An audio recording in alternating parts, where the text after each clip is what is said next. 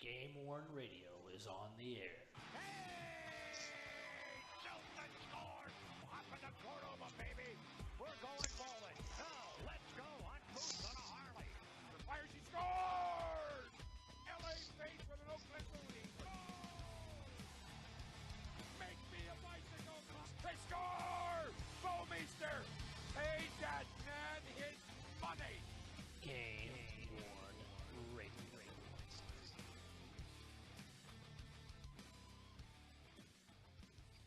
Hey everybody, it's Derek, GameWorn Radio, part of GameWorn.us, and I'm joined with the usual crew today. I think you guys can all see him if you're watching the Facebook Live stream.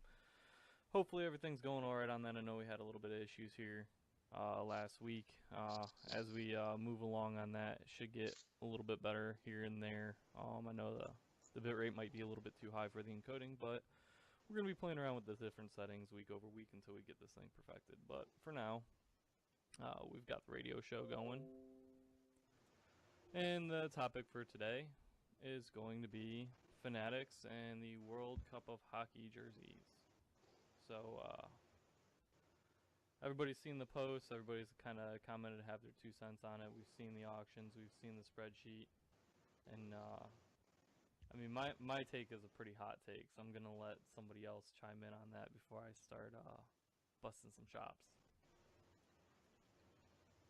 Don't fire away. Hey, Derek, What can we information? Do we know, and this may have been in the post, but just for those listening and quite frankly for me, do we know, A, how many sets they wore and when they wore each set? I'm going to say for now, no. We think we know, but I don't think we know. Everybody here has been hearing something different. Let's see. The last I don't get heard, it. what This was it? It was 3 and sets, I've got it. home and away, That's what I heard. and then come to find out that some people found in EXIF data and pictures that they weren't used in the preliminary rounds.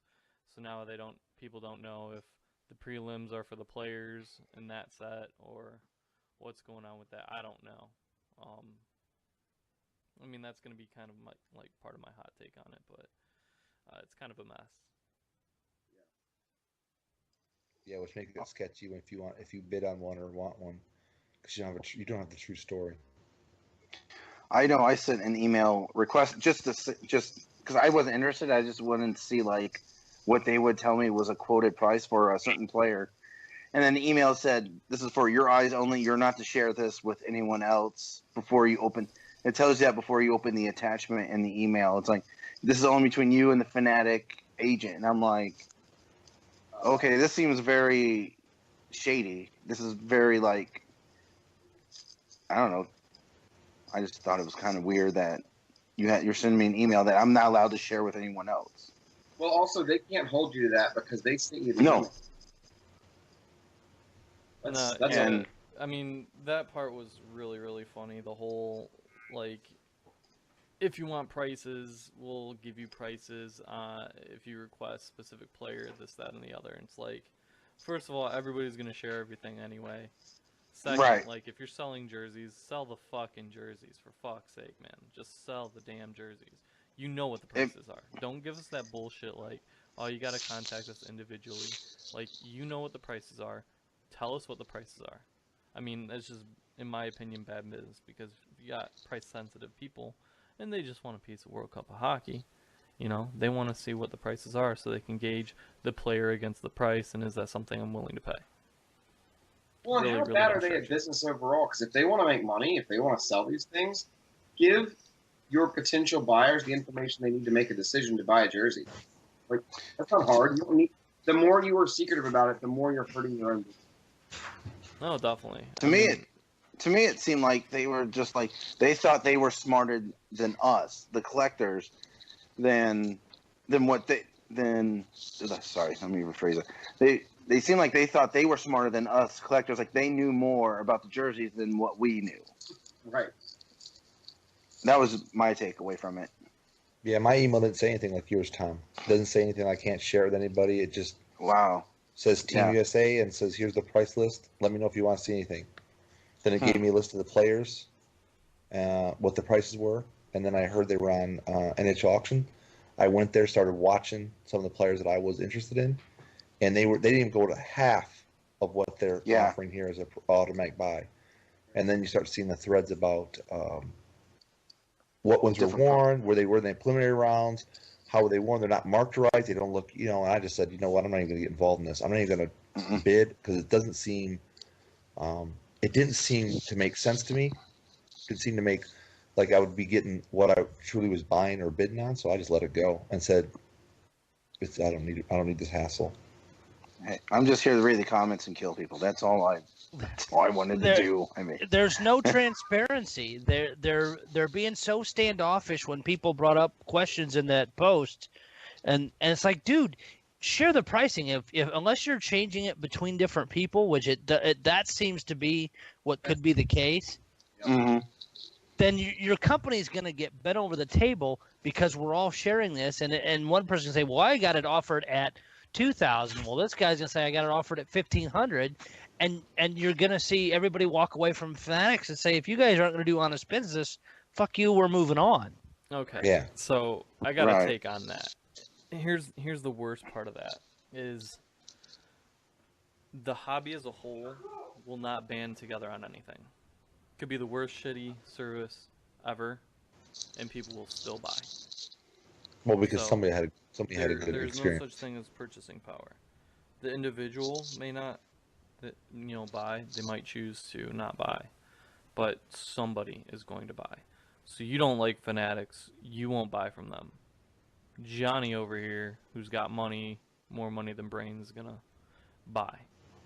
It doesn't matter, what kind of quality of service they're getting or anything like that. Now, we really got to talk about the history of how things happened. So one day you get on and you see somebody post in the group, I just bought me some World Cup of Hockey jerseys. Has anybody else done that? And nobody knows what's going on except for, whatever. And so everybody starts hounding this dude who's wants to be all Mr. Big and important, right? It's like, PM me if you want to get a representative's contact information. That's stupid. Like, if you want to sell some shit, sell some shit. Make it known that you want to sell some shit, right? Now, mind you, I've talked to Michael, who is a sales manager or co-sales manager, some shit like that, right? And I kind of gave him my 10 cents on what I thought about this situation. So I'm hoping that he kind of heeds this. And I'm sure we'll have him on the show in the future, which will be very interesting. But my take on it is that they were just not ready to deal with jersey collectors. They're used to dealing with fans who go to their site or they petition to buy their stuff and they buy their stuff. I don't think they're accustomed to needing to know their shit, such as how many sets, when is this set being worn, how are you going to be selling them. I need a standard platform of knowledge of what exactly am I buying. Am I buying set 1, set 2, set 3, and shit like that. Things that people would want to know in our hobby. But from the outside, you think, oh, we got these jerseys and we're just going to sell them. So I don't think they were prepared for that. So you got this guy posting out there saying he already bought some. So that starts the mad ravage, right? Of, oh my god, let's buy. So now all of a sudden everybody's buying because they don't want to be left in the dust. And they're basically saying, give me your prices, here's the prices, and I'm going to buy. And that's kind of what it comes down to, is that single entity right there, I think, was what they were gaming on, was to push a lot of hype in the moment to make people lose their minds. Now, the pricing thing, I don't even give a shit about that. Everybody wants to be up in arms about the pricing. If you don't like the price of a jersey, don't buy it. Plain and simple. If you know there's an inkling that they're going to be available later, possibly for cheaper, don't buy it. Every time something goes out to sale and every time something goes out to auction, You risk paying more one way or the other. You know, what you might have bought now might go higher at auction. Of course, what you bought now might go lower at auction. And if you get it at auction first, somebody might sell it for more than it was at auction. You know, it doesn't matter the order of operations. You just have to price things like, or be a purchaser at the price that you feel is right. And I could continue on, but I'm gonna let somebody else take over because I could go for days. I mean, it's an open market, so I completely agree with you, Derek. The price is the price, and they have a choice as a seller to set the price as they see fit, and you have a choice as a buyer whether or not A, you can afford to buy it, or B, it is worth to you what they're asking for it. And if not, you know, then it's a simple decision to not do it. And I think one of the things about this hobby, and I think especially with these jerseys, for anybody who's thinking, you know, man, I'd really like to have one of these down the road, just wait it out. These things will show up again. And, you know, or go take a look at NHL auctions, because the ones on there, I was just browsing them, they're not that bad. You know, maybe grab one on there, but I think patience will win out. There's no reason to just go crazy and buy something right off the bat because you have, you know, in the moment, unless you must have it, and in which case you're gonna have to pay a premium for it. Yeah. Did any of you guys actually buy any of them? Nope. I didn't. No urge.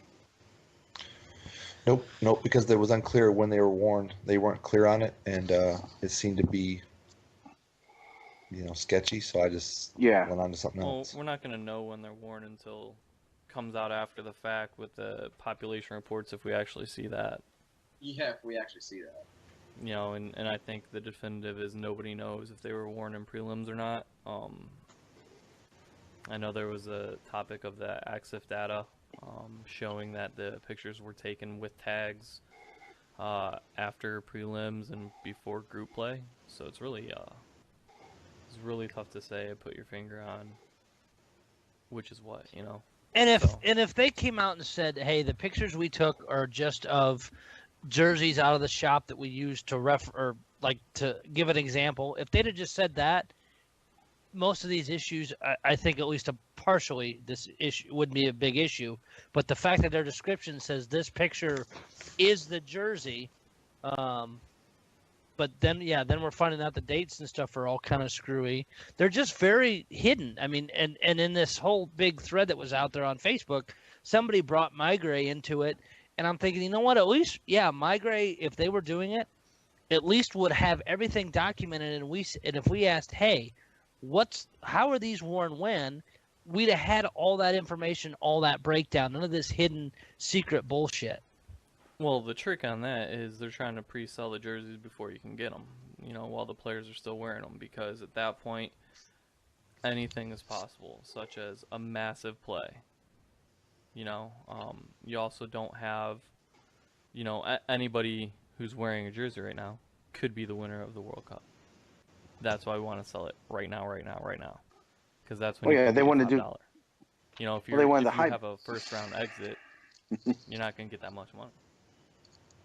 Well, yeah, I think they were also doing the pre-sale with the hype. You know, it's like, you know, only 4 teams move on to the next round. And, you know, obviously you have 6 very good teams, or what we thought was 6 very good teams.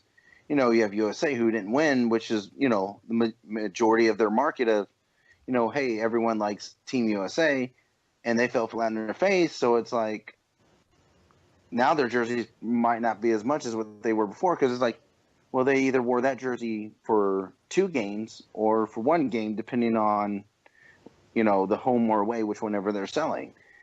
And I think that was probably one of the main reasons why they wanted to get this pre-sale out, was just to cover their butts in case of what happened with USA failing. All right, so we continue down the line, right? So you got this post out there. People are identifying that they can buy jerseys, and everybody's like, what's the prices? Well, I can't tell you. You got to contact this person. So the reps get the collectors to play the game. So what do we do as collectors? We're about public information, right? So we open up a Google Doc that lists all the players, and anybody can post in it anonymously. Here's the price that I got quoted.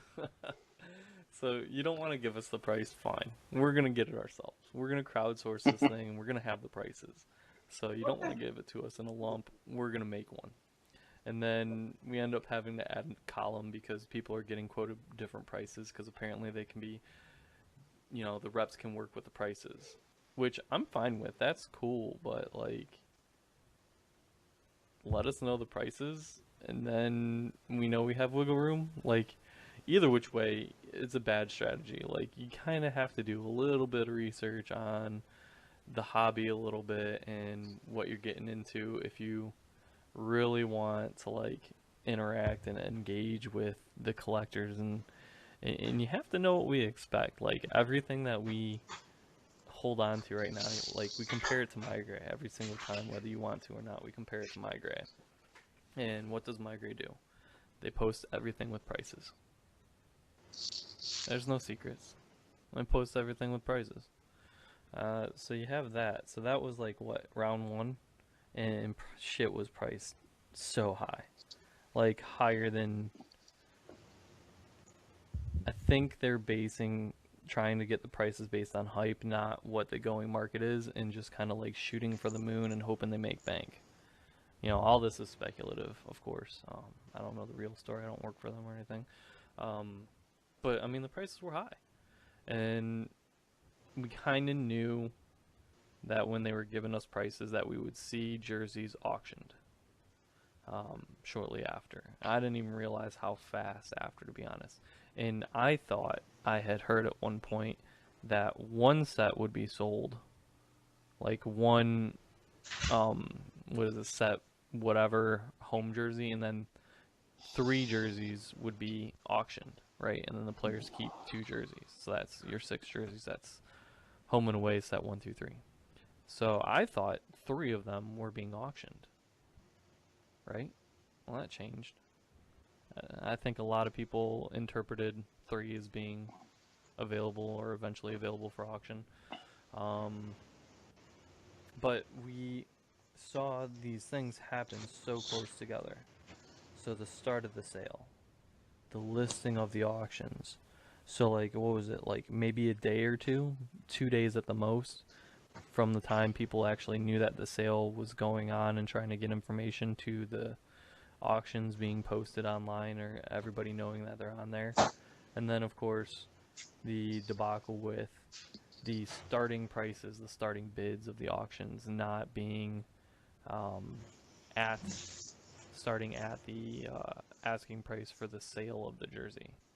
So that right there opens up the opportunity for people to be able to get them cheaper. And some people either were told or thought they heard that nothing would be sold below X price. It just kind of adds a lot of drama, misinformation, things like that, you know? It's very easy to sit down, take a look at an event, figure out how you want to handle it, put that out on paper, and then get the information out there. And it definitely wasn't done, and the story changes. I think that they are being disorganized because it seems pretty clear, you know, based on what we've seen, that, you know, this is a revenue line item, and they forecast it out and they said, okay, we're going to make this much money minimum off the jerseys, and anything over that is gravy. And so what they've got is a crew that's trying to sell these things and make that minimum number, whether it's through auction, whether it's through finagling prices, and they're just, rather than stick to a number they want to hit or do anything methodical, because MyGray does the same thing. They know what they want to get out of jerseys. That's why they have a summer sale to unload things so they can, you know, they'll hit their numbers and be fine. And these guys decided, okay, we're gonna try a bunch of different things all at once and see what happens, rather than take a more organized or disciplined approach to any of us, because that's all that matters to them at the end of the day, is they need to make that X dollar amount, whatever that is to them.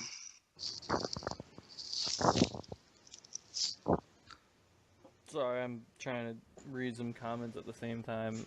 I really can't multitask. But yeah, the fact of the matter is it doesn't seem like there was a plan, or at least all the reps were not on the same page if there was a plan. It's clear when you talk to various collectors that the information that should have been available was either not readily available or it was negotiated on the fly.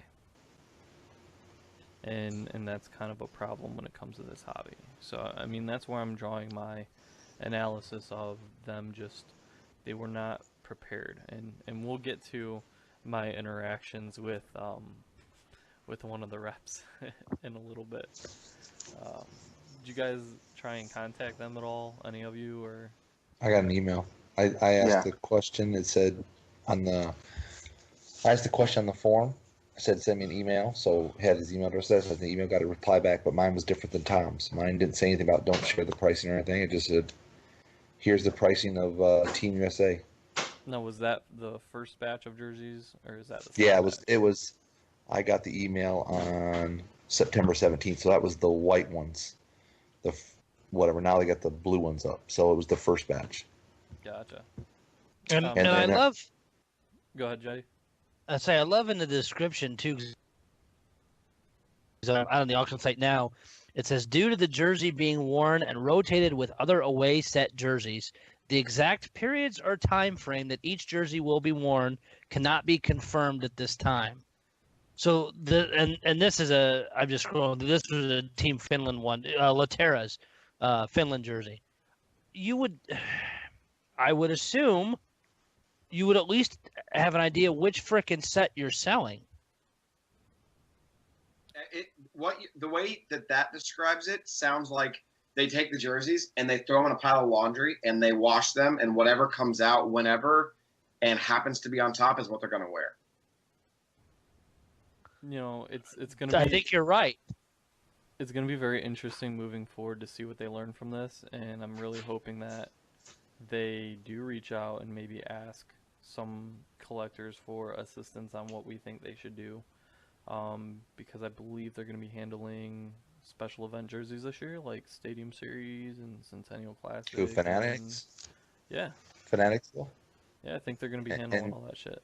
And based on their pricing, what they've done for the Blues and now the tournament jerseys, they're going to overprice those jerseys too. Well, we'll see. I mean, I think, well, at least I'm hoping that they use this as a learning experience. We'll see. I mean, that's to be seen. Okay, that's a very fair statement. That if you've reached out to them and maybe, if other people, I don't know if other people have told them. I think Doc, you said one time you said something maybe about the Blues jerseys, but if other people reach out to us and say, hey, you guys are overselling these things, maybe they'll take that into account. Maybe they'll adjust, and very well when they do the Stadium Series, they'll adjust their prices too. No, true here's the thing you got to remember when you say something stupid like that. I apologize for saying something stupid, but they're running a business, right? Right. So their objective is to make money. They want to sell you dog shit for as much money as they can. Well, true. So that's absolutely true. What they don't realize is there's a fine balance, like jersey collecting, jersey collectors. There's a fine balance between hiking a price up on me and me saying, fuck you, I ain't buying any of your shit, even if it's for a fucking dollar based on principle alone. And that's something I think might be more unique to our stuff. Now, mind you, some of them won't care because there's always going to be a buyer. Yeah, I don't think that matters. I mean, Derek, I appreciate that as a noble idea, but I don't think that matters. If they're going to make money on it, I mean, they can do that, but I don't think that there are as many buyers like you with that mentality as there are people who are like, in these scenarios, especially for these specialty jerseys, to say, nope, I got to have it. I'm going to buy it. Oh, I openly admit that. Yeah, totally. They're not going to change. And it doesn't matter if we talk to them or say, pretty please do this differently or whatever. They're not going to change anything unless it impacts their bottom line. Full stop.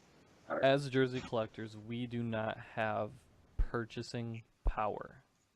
We don't.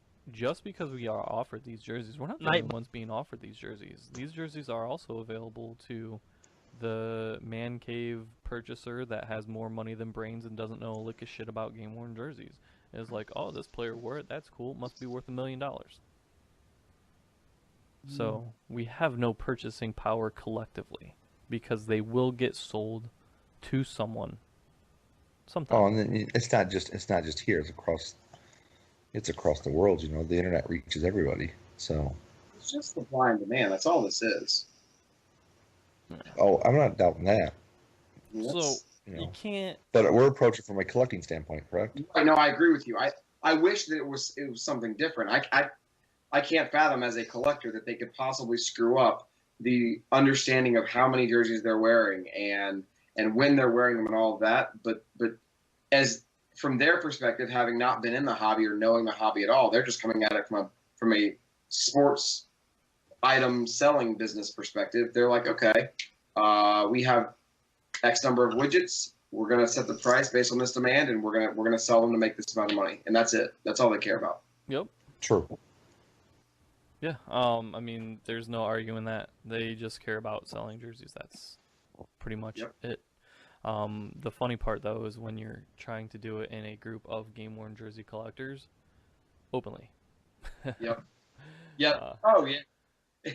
What did they expect? Like you can't send somebody a price list in a community like this and expect people not to share it. No. They probably thought we wouldn't. They probably thought we wouldn't share it. Honestly, God, that's dumb. But we're That's approaching from a collecting standpoint. I don't think they understand like how our community works when we're going to buying and selling. You know, I don't think they realize like we're going to set a price and that, you know, but we're more than willing to work with, you know, a potential buyer on that price. I think they're just, honestly, they're just in it for the money. They could give two shits about if it's worth something or if it's sentimental or not to someone. It's just they're like, hey, I have a $2,000 jersey. Let's see if I can sell it for $3,000, you know, or sell it for $2,000. You know, they just, it's all money to them. I actually think, and Derek and Dan, I know we've talked about this in the past quite a bit, especially Dan, when you've worked with the Admirals and others. If you could talk to them and make the business case for it, there's a value add to what we're describing, right? To knowing when a jersey was worn and all that. I mean, Mike made a huge business off of this. There's value to that. If there were some way to convince them of that, show them incrementally like what that increase would be, then it'd be a different conversation. Then they would change. They're tracking them with their barcodes or whatever, but they're selling them before that data even comes in. Yeah, that's true. And then they also don't position it like these are the ones that are being worn during this set, and these are this period, and these are the ones being worn during this period. That's a problem too. Yep. Well, at least they put. At least they put the disclaimer out. I'm sorry, about if the person was supposed to play and he ended up being a game issue jersey, you can get your money back if you want. The description on NHL auctions is so vague. Well, he could wear it. He could be a healthy scratch, and then in that case, you get your money back. For the collector, you're like, well, when did he wear it? Was it worn in the prelims? Was it worn for one game? Was it rotated through the periods? Was this the first and third period? He wore a different jersey for the second period. You know, like the club jerseys. So they're very vague on their description, trying to pre-sell them. And from a collector standpoint, we're looking at saying that's not good enough. We know that the people out there are going to buy the jerseys. We got it. People are got the demand in the basement that's got the more money than brains. He's going to buy it. He doesn't give a crap. He's going to hang on the wall. And he's going to look at me. I got this. From a collector standpoint, though, there's no information for us. The problem that it comes down to is we start to view actions like that as being the devil and being the downfall of the hobby.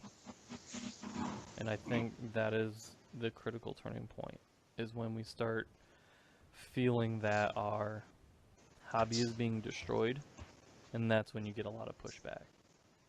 And let's continue down the historical timeline. So the auctions come out, right?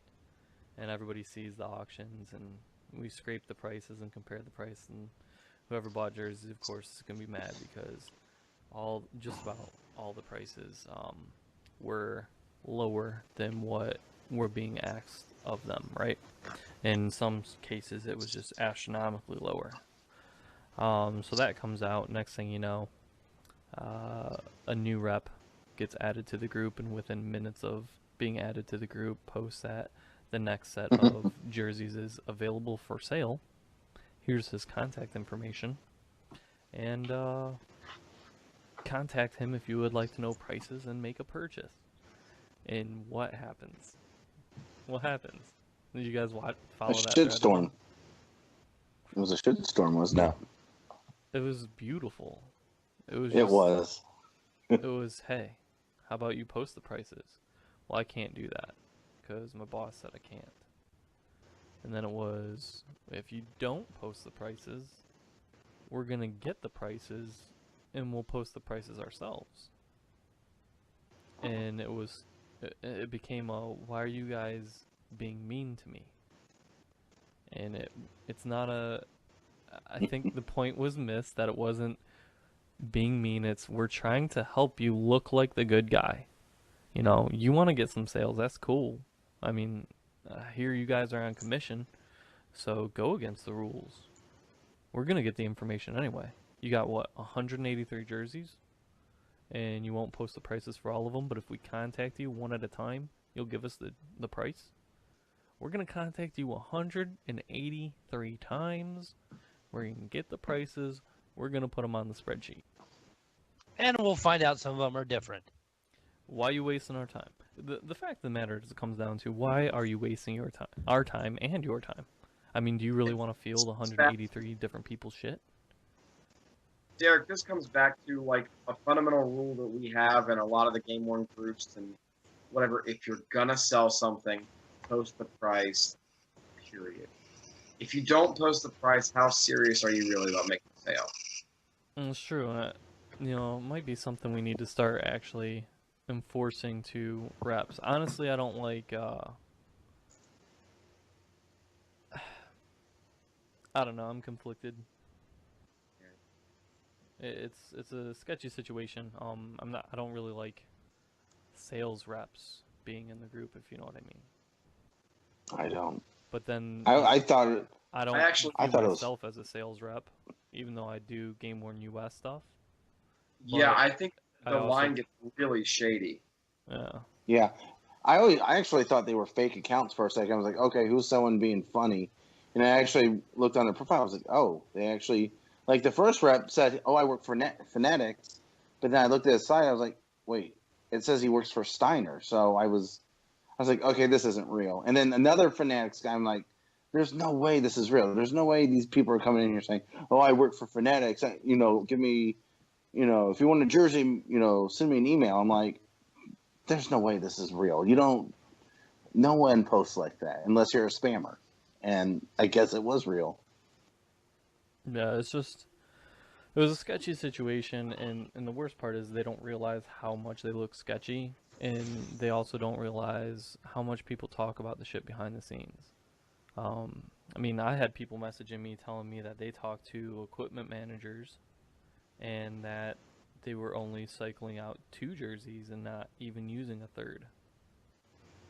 So that's a conflict of information there too. And I mean, when you go into something like this, you have to be like, look, here's exactly the situation that's going on. Here's these jerseys. They're going to be worn like this, like this.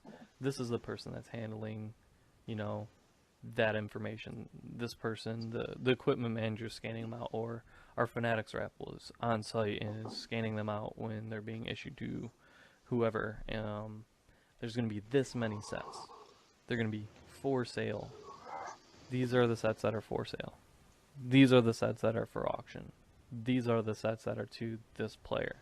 You know, have you guys even seen any set information when it comes to sales or auction? All I know is these are the first batch that we're selling. It's not even a set, you know. And for all we know, you know, this jersey was worn in this game for period 1. Skip this game and worn in the next one for period 3. Like, who knows? We really don't even know what we're buying right now. Or other people are buying, because I ain't buying shit. See, wait till we get to the people trying to photo match from games and stuff, and once they say, well, I was told it was this period and that, and then they start proving how wrong or how shitly documented it all was. I'll be very interested to see what happens when that scanning system comes out. It'll just be full of question marks, I believe. Well, and we're just kind of left at the mercy of just trusting them, right? We have nothing to base that on. Right, and they're making a great, landmark case for themselves to be completely trustworthy at this point. Right. Yeah. Yeah, and then the funny thing about the scans too is, from what I've heard, they'll only be available upon request. Like, what is your problem with putting information out there? It just makes you look less credible. That's all it does. Otherwise, there's no benefit. To Migrate's credit, I can go on right now and I can get a population report from any season since 02-03 of every jersey that's been part of their program. That's awesome.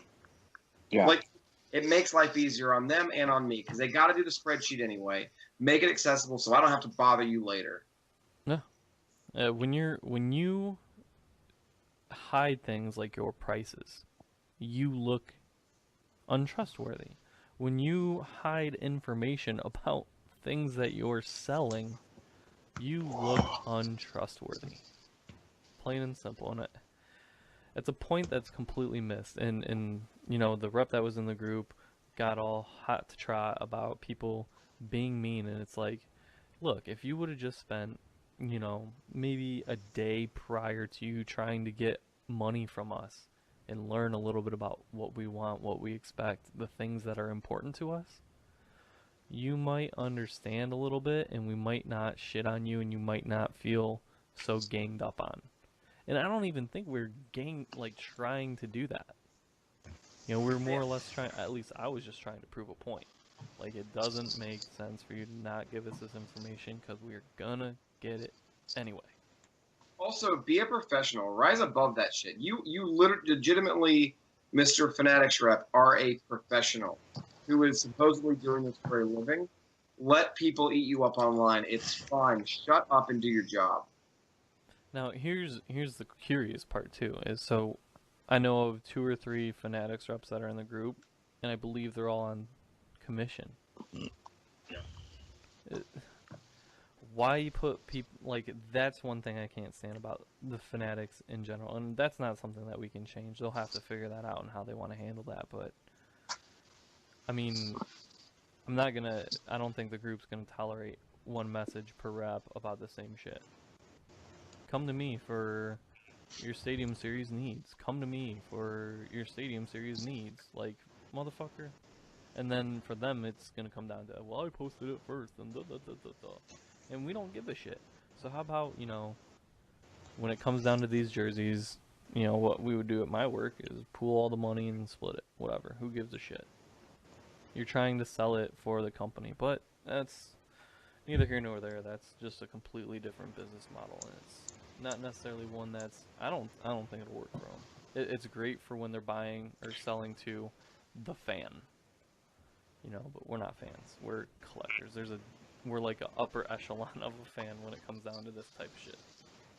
Hey, Derek, you got to make sure, send a link to all the Fanatic reps in the group of this podcast. Let's make sure they listen to this. I think Michael will probably review it. He's the sales guy. He might take some notes or whatever, but I talked to him quite a bit to try and get him on this show, but he's on a vacation with his family right now. So he'll definitely, I'm sure, be on future shows, and I'm sure there's going to be enough to talk about on those shows. I don't want him to get all bent out of shape and pissed off that we're ripping on him, but it just, I'm sorry, we're as collectors, we don't take or deal with bullshit. You either are upfront or you're not, and when you're not upfront, we'll throw you under the bus. We will completely try and derail you because it's not fair. We're trying to protect everybody. I think the collector's around a lot longer than the fan that just wants it for their office. Well, those are one-offs, when you're a guy with a basement and you want a jersey on the wall, you're buying a jersey on the wall. Look at fucking Bobby Eagle right now and how many shits he's got, open on his shit right now. He clearly is, he buys one jersey, and then he's a one-and-done type of guy.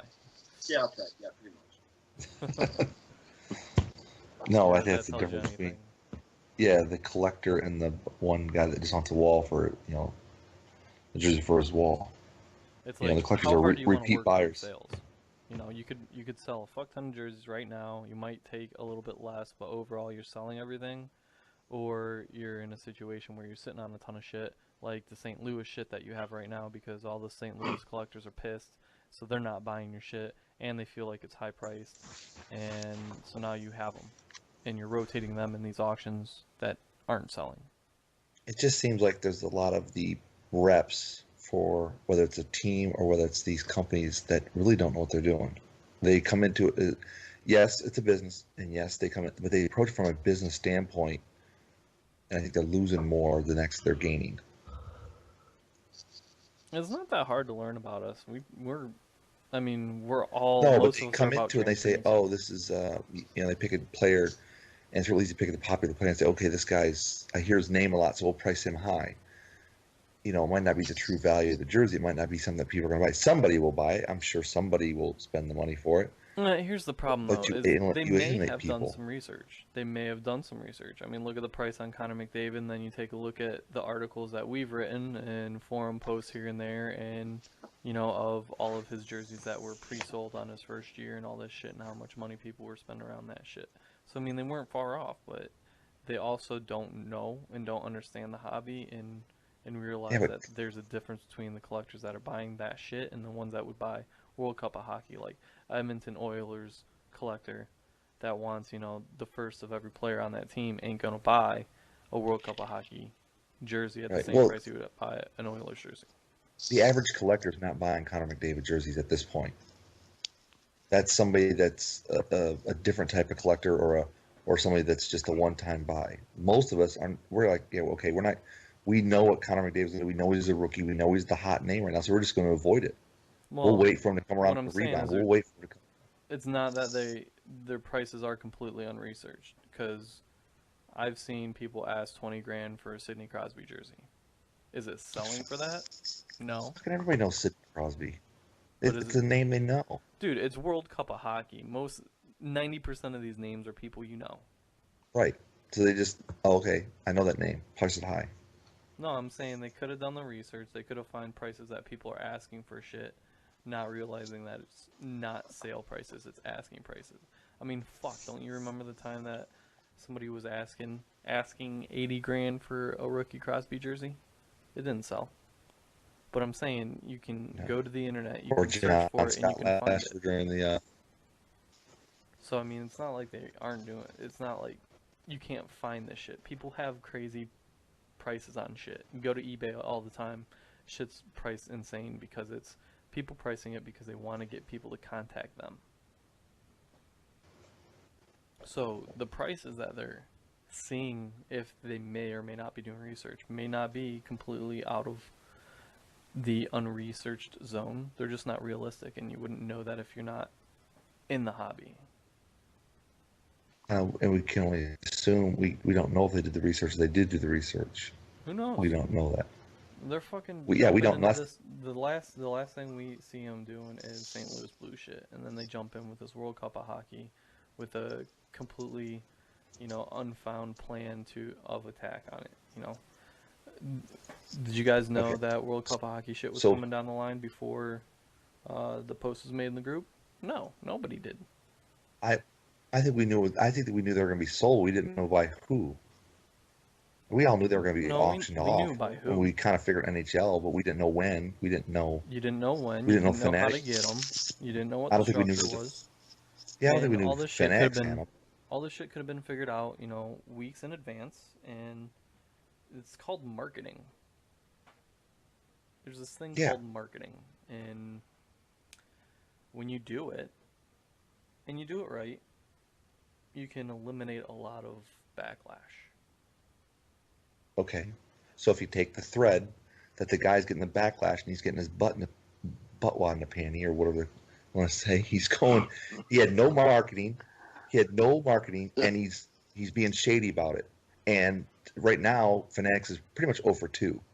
They're screwing up the blue jerseys, and they're not really doing a good job at the World Cup of Hockey jerseys. And they didn't market. You just basically said they didn't market Nobody knew that was coming. Nobody knew how it was going to be done. People should have known. A generic It statement. should have been widely known. The jerseys are going to be starting to sell on this date, and at that point in time, you would think a price list would be available as well. And then in that same piece of marketing material, you would think that you would know, here's all the sets that there will be. Here's each one of these jerseys on the set list is going to be sold. This is how we're handling it. A nice, outline. Some fucking marketing material. Plain Agree. and simple. Not complicated. Oh, totally agree. But we'll see how it happens going forward. We'll see if they learn. It sounds like they're willing to listen. Let's hope so. I'm trying to get them on board with maybe like a PR campaign. But we'll see. We'll see if they care. It really depends. At least in this batch of World Cup of Hockey jerseys, it seems like the only people that they were going after is either their existing clientele, and then they were trying to reach out to GameWorn hockey jersey collectors. Obviously, something's going to have to change if they continue to go after the latter, but we'll see. It's hard to say who's buying all the jerseys that they have right now. Derek, when you make that, just because it's what I do, you make that offer to them, think really carefully about who you want to have come on the show. I don't think a sales rep's a great idea, because I really doubt the sales rep's going to have any idea at the end of the day once we get past like layer one of like. I think this guy is like the manager of the sales reps.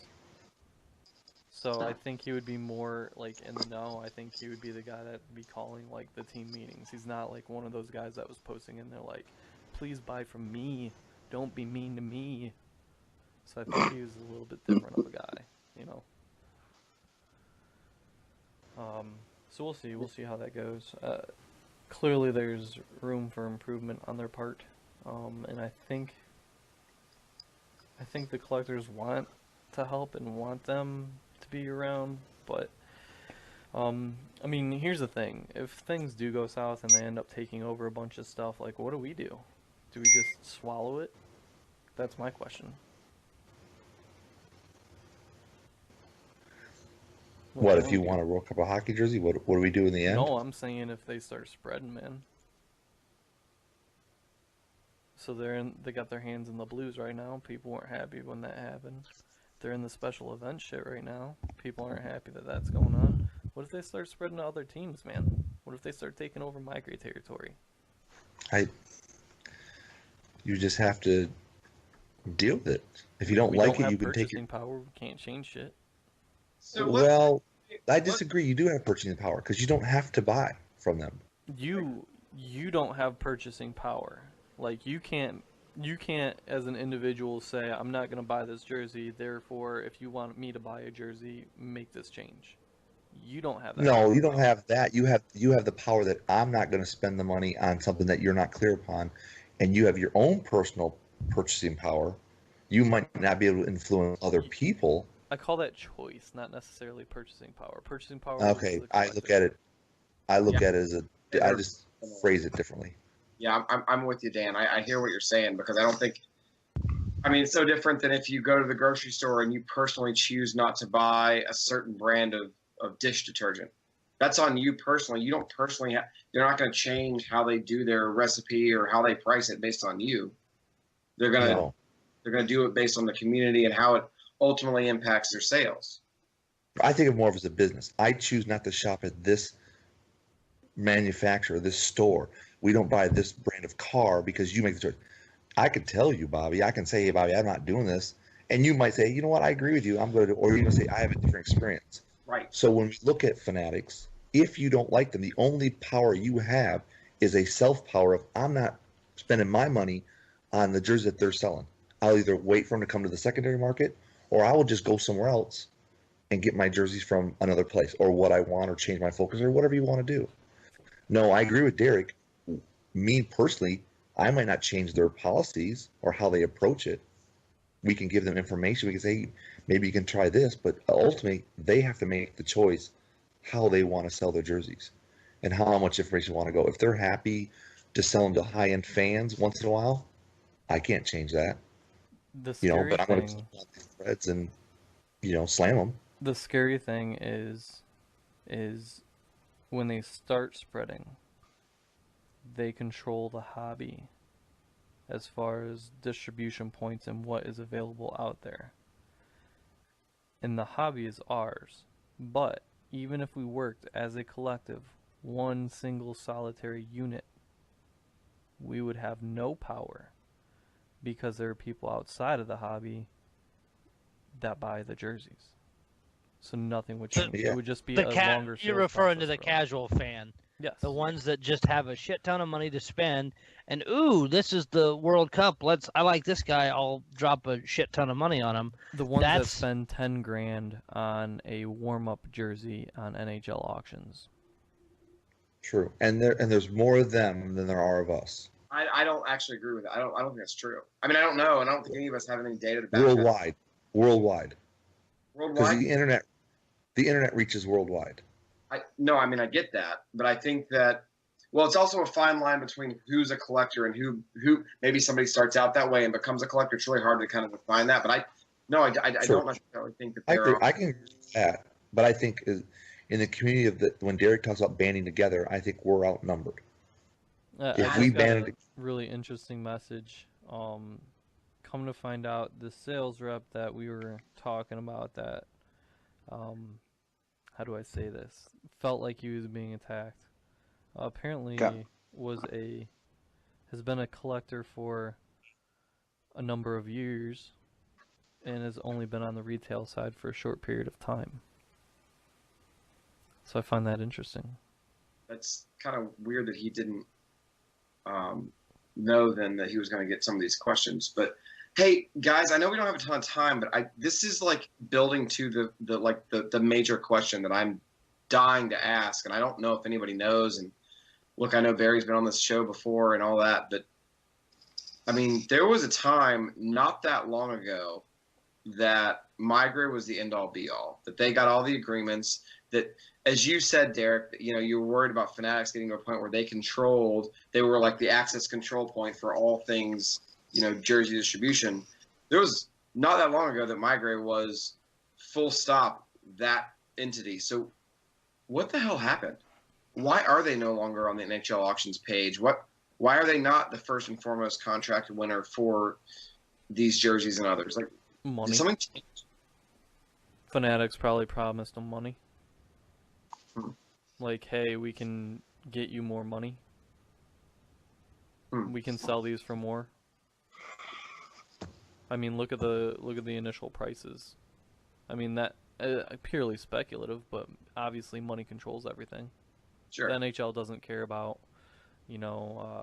collectors and historical significance and tracking this and proving that and shit collectors care about. They care about money. So it's got to be something along those lines. And I mean, speculatively, I would say the same thing. I didn't know if anybody actually knew, like, for sure. Like, have they been turning down contracts? Are they competing for these contracts and losing them? Like, what in the world's going on?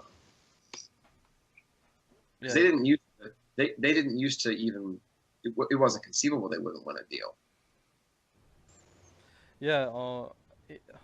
Here's the very, very interesting part: is not only on top of handling the jerseys, they're handling anything that goes through the auction part. Like, it's auctions ran by Fanatics, right? So I don't know who was running NHL's auctions before, right, but now it's Fanatics running the auctions, and I don't think it's even their software engine. I think it's maybe his manpower as far as like listing goes. I don't know. I'm speculating, but they did a huge website overhaul, right? And all the elements on the auction page still follow the overhaul. So I don't, unless they rebuilt the engine and skinned it, I can't imagine that Fanatics rewrote the engine. It looks like the same engine it was before. So to me, that would tell me that what they are managing is actually listing the products and shipping and all that shit. So they have to be doing it cheaper in some other way or taking less of a percent. I don't know. I'd be really curious to find that out.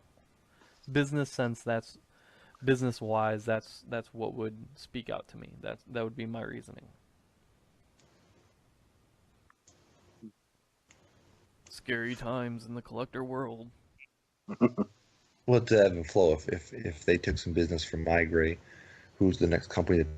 Fanatics. Right. GameWorn.us. Steiner? Hey, there we go. That's I mean, if they want more money, what, we got the lowest consignment rates in the biz, isn't it?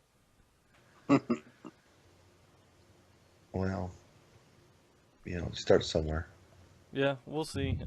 Got a couple things going. Hopefully it works out. But, dude, selling's been tough, I'm sure you guys know. Yeah. Yep. Yeah. Shit. Well, It's funny, nobody got money for like $150 shit, but they got money for thousands of dollars of shit. Well, I wonder if it's a case of the market kind of. I think somebody said it before. The teams are making so many jerseys now, 2 and 3 sets, playoff sets, that they're almost flooding the market. Oh, I mean, it's totally too. It's true. Somebody's got to get in there. They got to balance out like the profit that you can make off these game-worn jerseys versus how many you're putting out there, and rationalizing with people and saying, if you flood the hobby, the sales will taper off, and then you're going to be investing more money than you can get out of the shit. So Right. keep the demand high, keep the prices high by restricting how many you have going out. It's that supply and demand crossing line where they intersect. That's the sweet spot, but it's not just that simple, because you also have to factor in another axis, which is time, to see how consistent it can be. So I mean, when it comes down to it, just, I don't know, be greedy. That's what it seems to be, right? Milk Yeah, I until guess it's so. broke. I mean, Yeah. to call a spade, if any of us that have things for sale at the moment, I know, Dan, you've got a few things for sale. I listed something tonight. Have the opportunity to sell to some rando guy who wants a man cave edition, wouldn't you do it in a heartbeat? Because I sure as hell would. Yeah, the price is there. You got to be open to your price, or maybe to negotiate some price. But I'm talking right now that just seems like people are either they're trying to troll you and underbid you on it, or they're just going for the big fish. Right? They're going for the big jerseys and not spending, like Derek said. He's got a game-worn jersey up on the whip for $150. And somebody that's just starting out, somebody that wants to get into it, that's a great starting price for a jersey to start to know, like, what it's supposed to be like, what the jersey's supposed to look like, feel like. How do you track it? Why go spend $3,000 on a jersey and not know anything about it? Start at a smaller jersey, start to learn the process, learn the hobby, and then you don't waste your money and waste your time.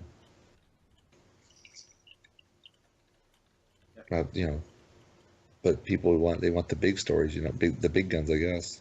And maybe some of the collectors, even myself included, are holding off money wise, because a lot of teams this year, with having especially patches like the Blues, their 50th anniversary patch, other teams doing specialty stuff, are holding their wallets pretty tight, hoping to pick up something from this season. And yeah, the World Cup's going on, but if it's a one period, a few minutes played in, nobody gives a damn to drop hundreds or thousands on, when you could put that toward 1, 2, or 3 sets of a jersey, at least have some decent wear out of it.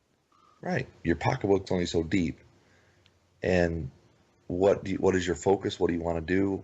How do you want to do it? So that's why I was kind of saying about over